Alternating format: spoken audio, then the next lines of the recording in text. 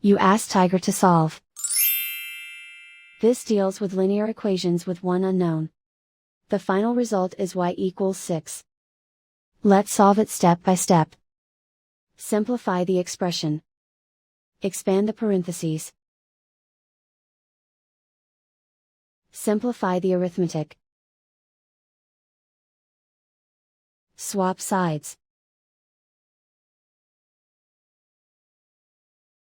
Group all constants on the right side of the equation.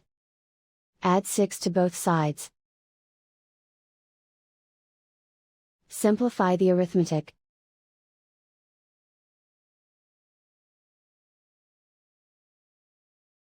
Isolate the y. Divide both sides by 3.